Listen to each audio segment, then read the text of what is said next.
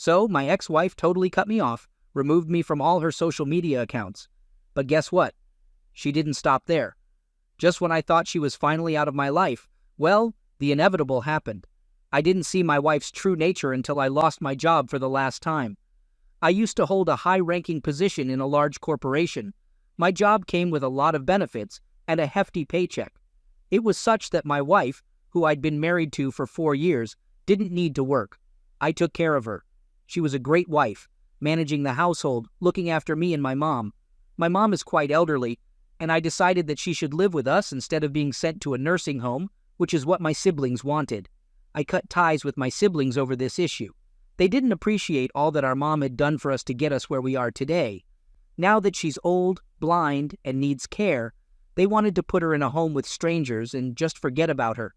I couldn't let that happen, so I brought her to live with us. As far as I knew, my wife and mom got along well. If they had any issues, I was never aware of it. If my wife had told me she was unhappy with certain aspects of her life, I would have done anything to make her feel better. When she quit her job because she didn't like it, I had no problem supporting her. Cash was never a big issue for me. I was always able to provide for my loved ones and live a comfortable life. That's why it was such a shock when I was accused of stealing money at work. The colleague I was working with was a shady character, but since he was the boss's nephew, they made me the fall guy and let me go. It didn't go on my record, and I even got some severance pay, but I was now jobless. Eventually, I found another job, but it was a significant step down from my previous position. So, my wife, who isn't fond of working, suggested she might try her hand at modeling. At 32, she still had a youthful appearance, so I didn't object. It was her decision, and as long as she was happy, I was fine with it. I attended some of her photo shoots when I could, and I could tell she was genuinely enjoying her new career. We hired a nurse to take care of my mom around the clock, and this arrangement seemed to work for us. That was until I stumbled upon those cufflinks. I was searching for my tie one day. Enid was out on a shoot, and I didn't want to disturb her. So, I started looking on my own and came across a large box. I thought maybe she'd stashed my tie in there, along with her other things. When I opened it, I found mostly her belongings, but then I spotted a pair of cufflinks.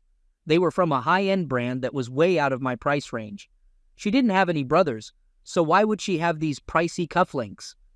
I was a bit unsettled by the discovery of a man's cufflinks among her stuff, but I figured there must be a logical explanation, and she wasn't actually being unfaithful. When she got home, I asked her about the cufflinks. She burst into laughter and said they were a gift for me. She'd forgotten to give them to me. She explained that they were given to her at a photo shoot to pass on to her husband or a friend. I felt pretty foolish for doubting her. But then my mom warned me to be cautious. She pointed out that my wife seemed to think that because she's blind, she can't hear. But my wife had been misleading me about her whereabouts when she claimed to be going to photo shoots. Since she was mostly using my car because she thought it suited her image better and I didn't see any harm in it, I decided to install a tracker in my car.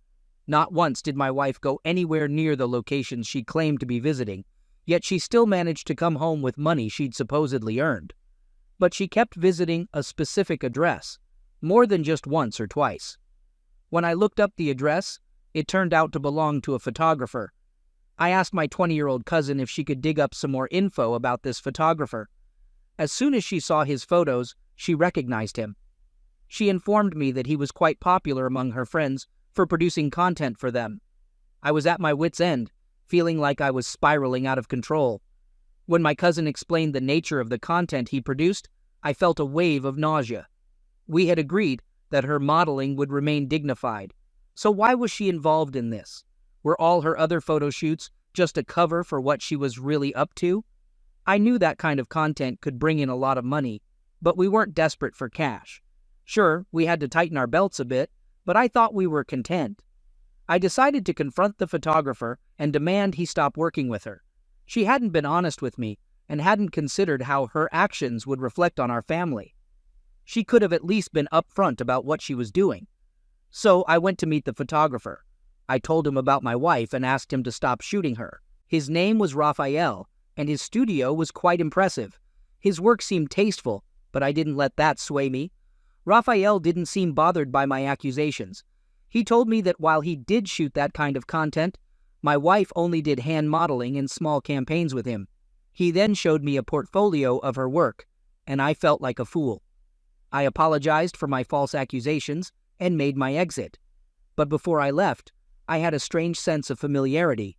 I asked Raphael to keep our conversation from Enid, and he agreed.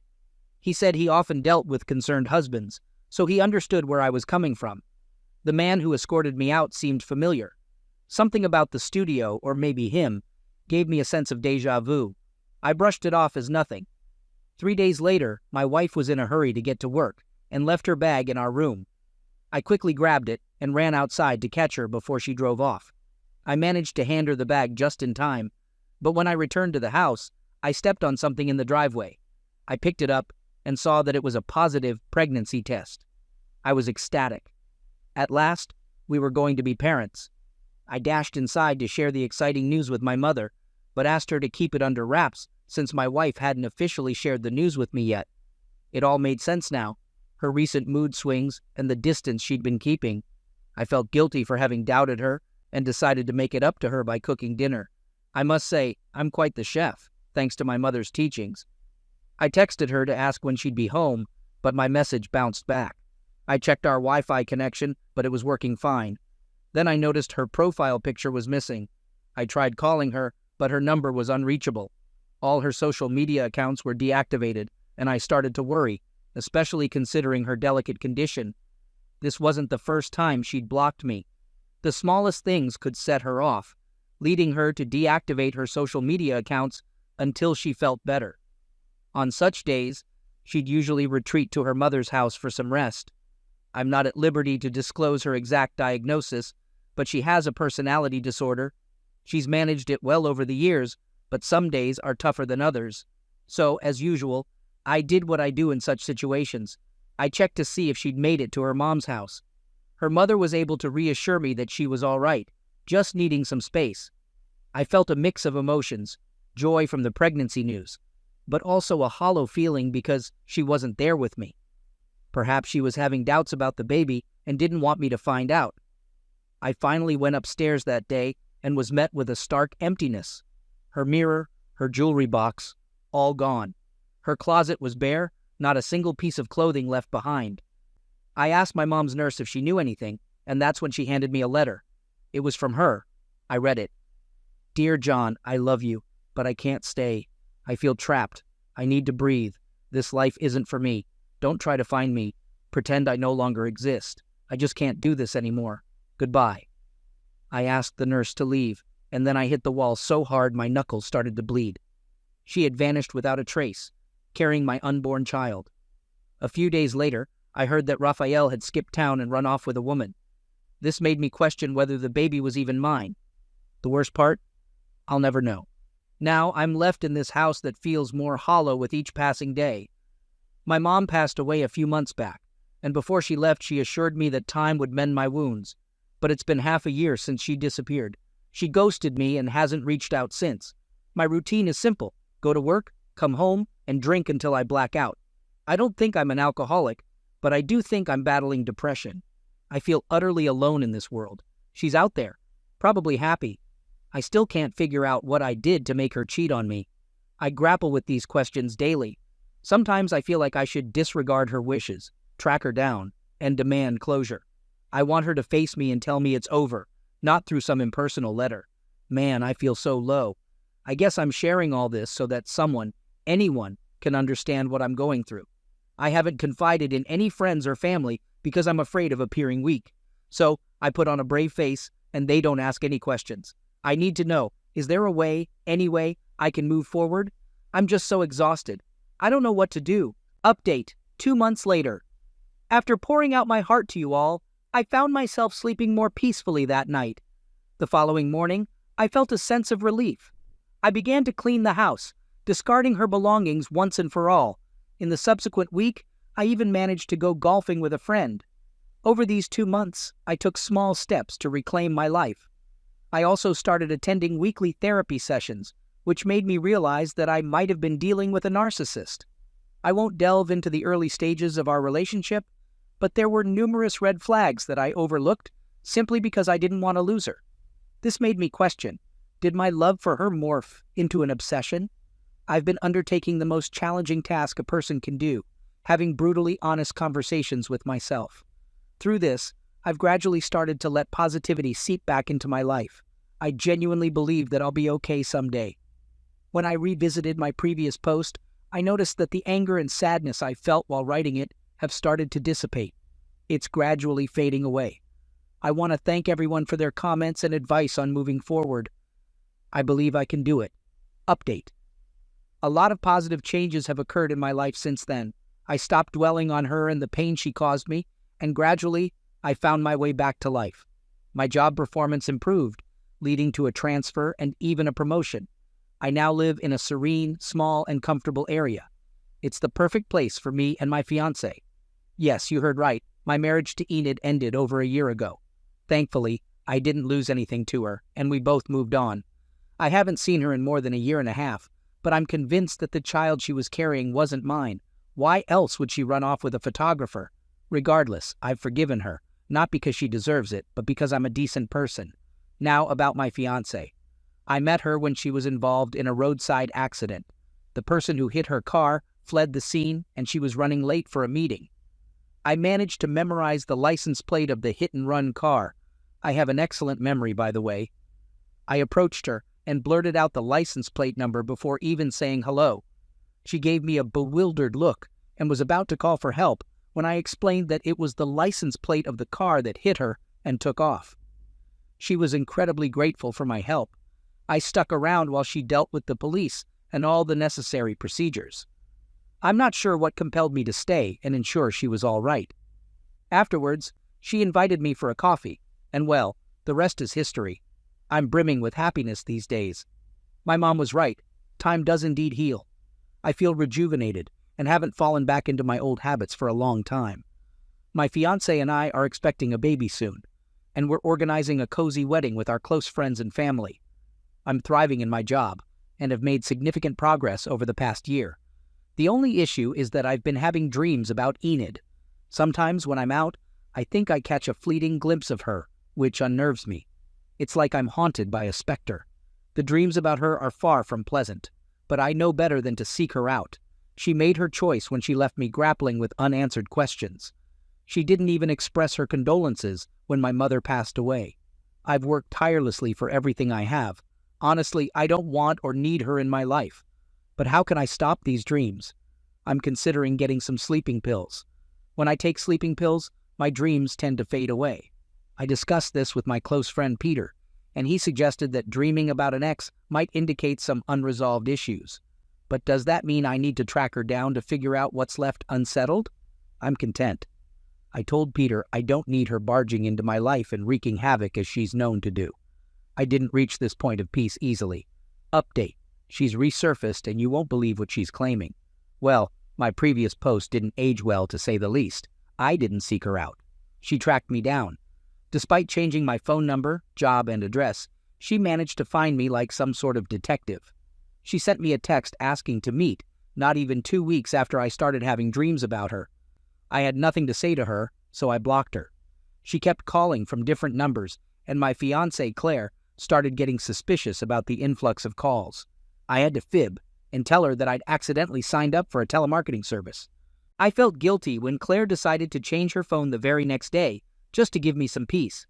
Peter suggested that perhaps I should share the full story with her, not just the condensed version. Did I heed his advice? No, I rarely do. I should have, because Enid showed up at Claire's workplace with a kid, claiming he's mine. I was at work contemplating getting a restraining order against Enid when, lo and behold, she makes her move. Claire called me, saying a woman claiming to be my wife had shown up with a young boy, allegedly my son. Talk about impeccable timing to wreak havoc in my life once again, right? I had grieved for her and that child, mentally buried them, and now they just saunter back into my life as if nothing happened. I told Claire we'd discuss it later, then shot a text to Enid asking if she'd lost her mind. I warned her to steer clear of my fiancé. She responded saying she'd been trying to get my attention, but I'd been ignoring her. Did she really think she could just stroll back into my life and I'd welcome her with open arms? No questions asked? I was trembling. I had no idea if the child was mine.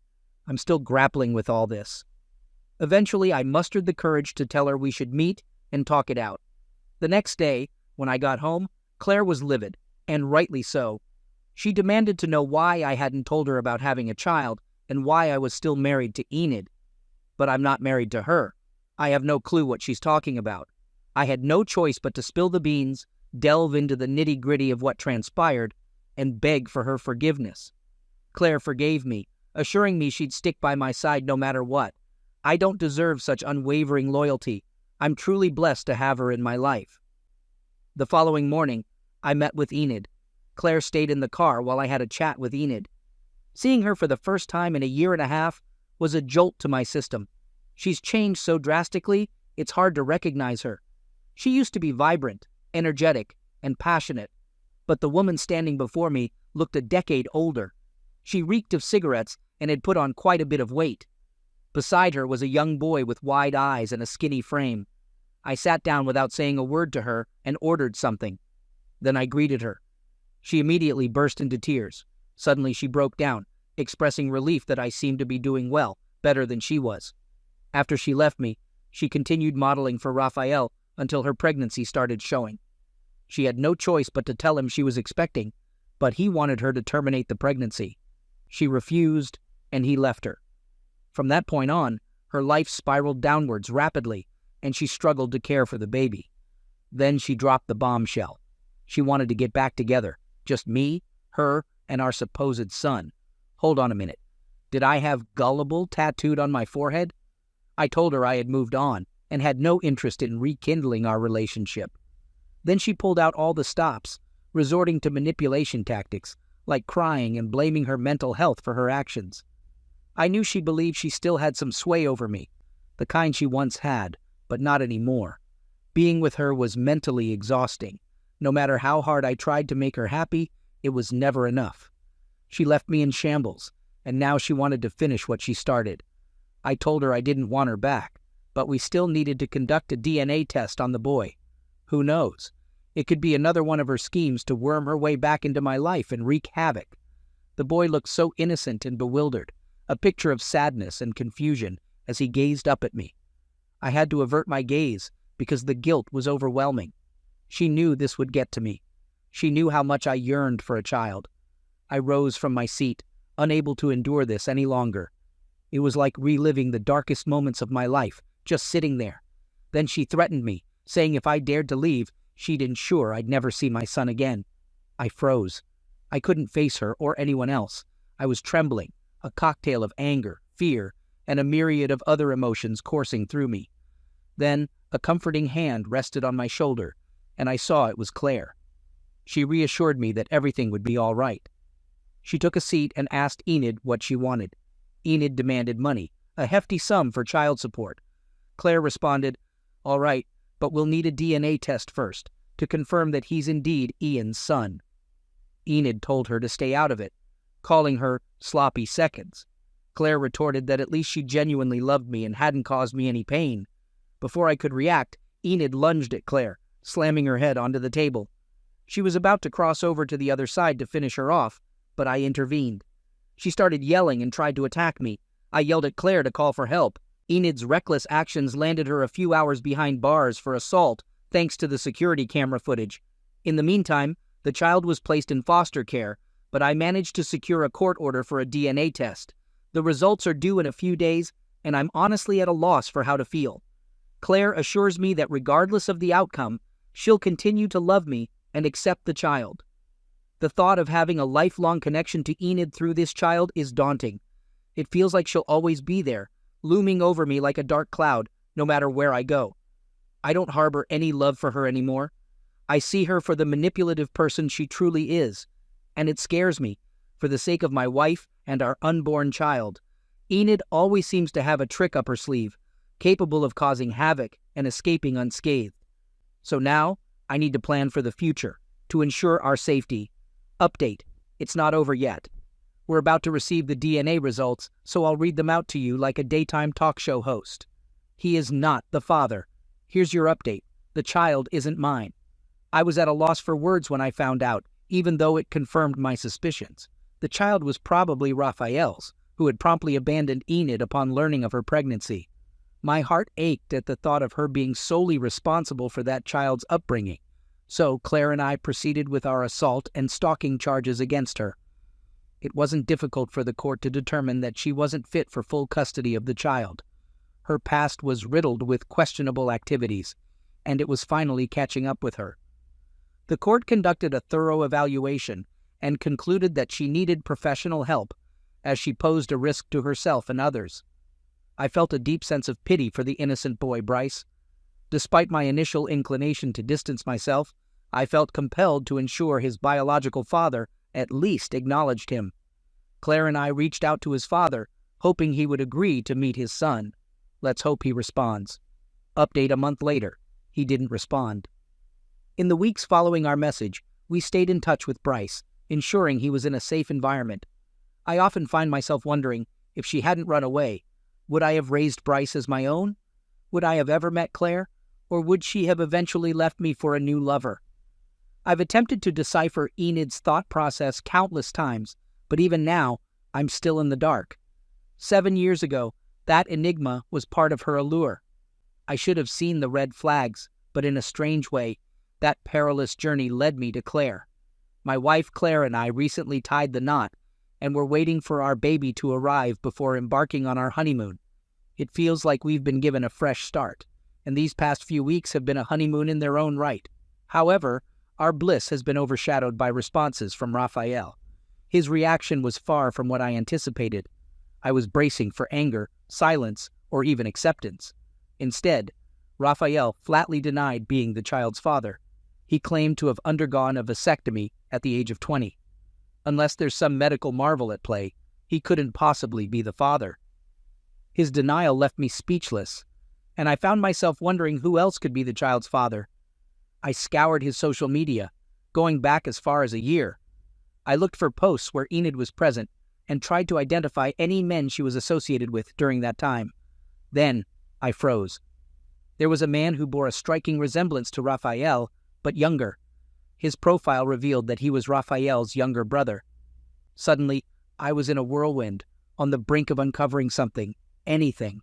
I couldn't pinpoint what was driving me to identify the child's biological father. Perhaps I'm driven by the fear of him falling back into her care, and I can't take him in. Claire has already endured so much, and it's not fair to ask this of her, so I delved deeper into his profile and everything seemed normal until, bam! Guess what I stumbled upon in one of his photos? Cufflinks. The very same brand that she had stashed away all those years ago, the one she lied about receiving as a gift and then passed on to me. It was him. I could see the resemblance in the eyes that mirrored Bryce's. I shot him a message, insisting we needed to meet. He was nearby and hurried over as soon as I mentioned it involved Enid. Upon his arrival, his first words were, "What has she done now?" It was as if he was accustomed to her stirring up trouble over the years. I can't say I'm surprised. Enid is like a tempest, leaving destruction in her wake. I laid out the entire story for him, from the beginning to the present. We spent hours discussing all the chaos she'd caused. He revealed that he and his brother had cut ties because of her. I was speechless hearing some of the things he shared. And then came the reason for his visit. Miraculously, I still had the cufflinks. For years, I'd been meaning to discard them, but once they were out of my sight, they slipped my mind. I presented him with the cufflinks and asked if they had been intimate. He confirmed it. Then, I showed him a picture of Bryce, and he didn't deny it. He just nodded solemnly, as if he was coming to terms with it. By this point, I was emotionally drained, weary of the constant anger, betrayal, and sorrow associated with her. He expressed his gratitude for my honesty and then departed. As far as I'm aware, he managed to gain custody of Bryce, and we haven't heard from him since. I sincerely hope this is the final chapter in the Enid saga. I can't handle any more of her drama. And here's your final update. Enid's mom just rang me up. She says Enid was released today and wants to see me. I'm not going. I'm exhausted. I've made the mistake of getting entangled in her web because I wanted to save her from herself. Now I have a wife and a child to look after. Enid is simply a part of my past. Her mom has some nerve. She was aware of what was happening all those years ago and allowed her daughter to vanish from my life. I reached out to her mom incessantly in the initial days until she herself put a block on me. She didn't disclose Enid's whereabouts, just left me in the dark. I don't care what she's saying now.